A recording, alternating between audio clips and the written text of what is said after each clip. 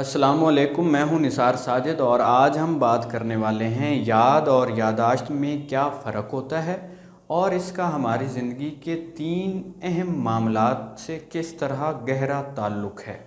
याददाश्त वो डाटा होता है जो मेरे जहन में महफूज तो हो, लेकिन कभी भी वो मेरे निज़ाम एहसासात और जज्बात में कोई ऊंच नीच, कोई तब्दीली पैदा ना कर सके। और याद दरअसल उस डाटा को कहते हैं जो मेरे शऊर पर जब उमड़ आती है, जब मेरे शऊर पर सवार हो जाती है, तो वो मेरे मुकम्मल मिजाज को, मेरे मूड को, मेरे एहसासात को और जज्बात को अपने साथ जो है वो अटैच कर लेती है। यानी वो डाटा, वो ज़हनी प्रॉपर्टी जिसके साथ मेरी शख्सियत का ताल्लुक़ ना हो, वो मेरे जहन में एक लाताल्लुकी की हालत में पड़ी रहे, उसको हम याददाश्त कहेंगे। और वो डाटा जो मेरे जहन में मौजूद हो और वो मेरी विल पावर पर, मेरे निज़ाम एहसासात व जज्बात पर, मेरे मिजाज मूड पर एक गहरा तासुर छोड़े, उसको हम याद कहेंगे। अब इसका हमारी शख्सियत के साथ बड़ा गहरा ताल्लुक़ है। अगर हमारे पास कुछ ऐसे वाक़यात हैं जिनको हम भूलना चाहते हैं, जिनके साथ हमारे कुछ मसाइल रिलेटेड हैं, तो भूलने का मतलब क्या है? हमें भूलना सीखना होगा। हमें भूलने के हवाले से चंद गलत फहमियाँ लाहक हो गई। जैसे लिटरेचर के एक शेर में बयान किया गया कि याद माजी अज़ाब है यारब, छीन ले मुझसे हाफ़ज़ा मेरा। तो याद माजी जो याद होती है वो हाफ़ज़े का जस्ट हिस्सा नहीं होती। अगर आप किसी चीज़ को भूलना चाह रहे हैं, किसी चीज़ को अपनी ज़िंदगी से निकालना चाह रहे हैं, तो आपको अपने निज़ाम एहसासात को उसके साथ कन्वर्ट करना है। यानी जैसे अहमद फराज ने कहा, अब तेरे ज़िक्र पर हम बात बदल देते हैं, कितनी रग़बत थी तेरे नाम से पहले।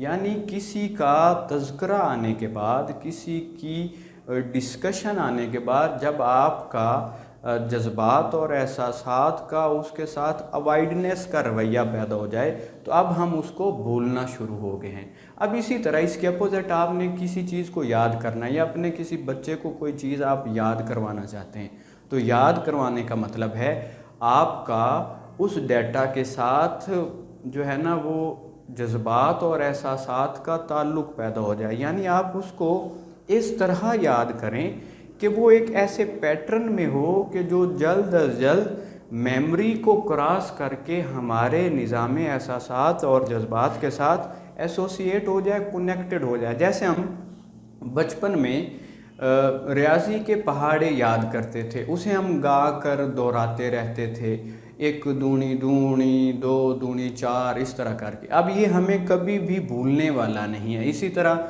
अज़ान को याद करना हो तो मुझे वो तहतो लफ्ज़ के बजाय तरन्नुम में ही याद आती। वो तरन्नुम मेरे निज़ाम एहसासात और जज्बात में एक ऐसा पैटर्न बन चुका है जिसे अब मैं अपनी शख्सियत से खुरच नहीं सकता। इसी तरह बाबा जी बरकत अली लुधियानवी की अगर ख़ानक़ाह को आप कभी जो है वो वहाँ पर जाएं, तो वहाँ पर दरूद अवैसिया पढ़ा जाता है, और मुझे वो दरूद अवैसिया उस तर्ज़ के अलावा याद नहीं है। मैंने जब भी दरूद अवैसिया पढ़ना हो तो उस तर्ज़ को पहले याद करना होता है और दरूद अवैसिया बाद में याद आता है। यानी अब वो मेरी मेमोरी का हिस्सा नहीं, बल्कि अब वो मेरे जो हैं वो इंटरनल जो निज़ाम एहसासात व जज्बात हैं उनके साथ एक जुड़ी हुई चीज़ है। आप कुछ भी याद करें तो उसको इन पैटर्न्स में कन्वर्ट कर लेने से आप उसे आसानी के साथ याद कर सकते हैं। अब तीसरा जो बड़ा मरहला है वो है इल्म और अमल का।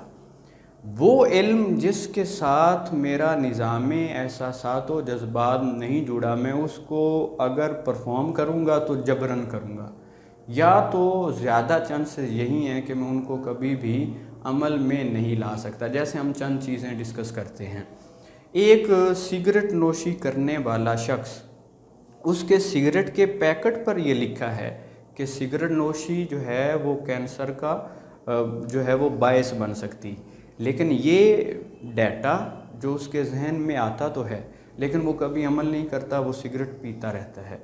इसी तरह अगर हम किसी पुलिस स्टेशन में जाएं, वहाँ पर फ्लैक्स लगा होता है کہ رشوت لینے والا اور دینے والا دونوں جہنمی ہوتے ہیں، لیکن ہم دیکھتے ہیں کہ وہ اس فلیکس کو دیکھتے بھی ہیں اور رشوت کا جو ہے معاملہ وہ بھی ہر وقت وہاں پر پرفارم ہو رہا ہے۔ اسی طرح ہم نے بچپن میں کہانیاں پڑھی، سچ میں برکت ہے، ایمانداری بہترین حکمت عملی ہے، ہم نے پڑھا کہ جو ہے وہ انگور کھٹے ہوتے ہیں، ہم نے اور اس طرح کی اخلاقی کہانیاں پڑھی، لیکن ہم معاشرے میں دیکھیں تو یہ کہانیاں جو ہیں وہ کبھی بھی ہمیں پرفارم ہوتی نظر نہیں آتی۔ اسی طرح ہم نے قومی ترانہ پڑھا، بہت سال پڑھا، کم از کم 16 سال پڑھتے رہے، اور اس میں ہم پڑھتے تھے قوت اخوت عوام، لیکن ہم باہر دیکھتے ہیں تو وہاں پر فرقے ہیں، وہاں پر مختلف قسم کی ذات پات کی، رنگ و نسل کی، ڈگری کی، سیاسی پارٹیوں کی، علاقائی اور زبان کے ریلیٹڈ جو ہیں وہ ہمیں مختلف فرق نظر آتے ہیں، وہاں پر عوام میں اخوت نظر نہیں آتی۔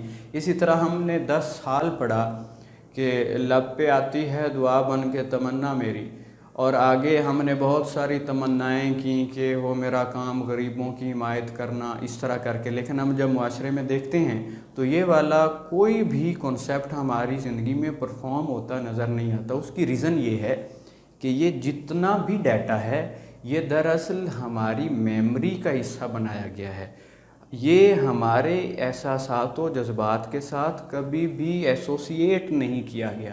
جو کسی بھی چیز کو عمل میں لانے کے لیے جو انرجی فار ایکشن چاہیے ہوتی ہے وہ جذبات اور احساسات مہیا کرتے ہیں، اور اس کو جو ڈائریکشن چاہیے ہوتی ہے وہ ذہن مہیا کرتا ہے۔ اب ذہن کو انرجی نہیں ملتی تو وہ کبھی بھی عمل نہیں ہو پاتا۔ تو آپ کسی بھی چیز پر اگر عمل کروانا چاہتے ہیں تو وہ والا ڈیٹا اس شخصیت کے احساسات و جذبات کے ساتھ، فیلنگز کے ساتھ، ایموشنز کے ساتھ، موڈ کے ساتھ جو ہے وہ کنیکٹڈ ہونا چاہیے، نہیں تو وہ ہمیشہ جیسے قرآن پاک میں ہے کہ بہت سے ایسے علم والے ہیں جو اس طرح ہیں کہ جیسے گدھے کے اوپر جو ہے وہ کتابیں جو ہیں وہ رکھی ہوئی ہیں یا لدی ہوئی ہیں۔ تو ہمارا اسی طرح کا نظام ہے کہ ہمارے ذہنوں میں بہت سی کتابیں جو ہیں وہ سیو ہیں، لیکن وہ کبھی بھی میرے احساسات و جذبات پر، میری ول پاور پر کوئی تاثیر نہیں چھوڑتی، جس کی وجہ سے کبھی بھی عمل نہیں آتا۔ اس کے ساتھ ایک بہت اہم کوٹیشن ہے، حضرت واصف علی واصف فرماتے ہیں کہ جب توبہ قبول ہو جاتی ہے تو اس وقت گناہ کی یاد بھی نہیں آتی۔ اچھا، اس کا مطلب یہ نہیں ہے کہ جو گناہ کا واقعہ ہم نے پرفارم کیا ہوا ہے وہ واقعہ ہی میری میموری سے جو ہے وہ کھرچ لیا جائے گا۔ دراصل ہوگا یہ کہ عام روٹین میں توبہ سے پہلے ہم گناہ کو اپنے ذہن میں ریپیٹ کر کے اس سے ایک تلذذ کشید کرتے ہیں۔ جب توبہ قبول ہو جاتی ہے تو توبہ کا ایک مطلب یہ ہے کہ اب میں گناہ کو تلذذ کی نظر سے نہیں دیکھتا، بلکہ اب میں اس گناہ کو کراہت کے رویے کے ساتھ دیکھتا ہوں۔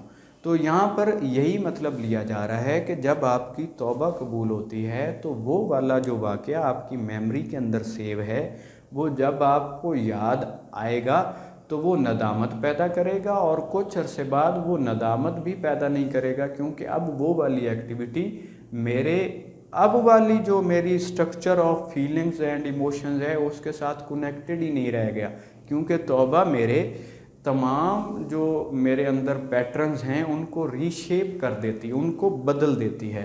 تو توبہ کا گناہ کے بعد جو ہے وہ ہو جانا اصل میں گناہ کو ایک ایسی میموری بنا دیتا ہے جس کا جو ہے وہ کوئی لینا دینا نہیں رہ جاتا میری شخصیت کے ساتھ۔ تو آپ اگر زندگی میں کوئی بہتری چاہتے ہیں تو آپ کو یہ یاد اور یادداشت کا فرق سمجھنا چاہیے۔ اس طرح آپ چیزوں کو پرفارم بھی کر سکتے ہیں، اپنی بہت ساری چیزیں جو ہیں ان کو عمل میں لا سکتے ہیں، اور وہ چیزیں جن کو آپ زندگی سے نکالنے کے لیے سٹرگل کرتے ہیں آپ ان کو آسانی کے ساتھ نکال بھی سکتے ہیں۔ دعاؤں میں یاد رکھیے گا۔ اللہ آپ سب کو کامیابیوں سے نوازے۔ اللہ حافظ۔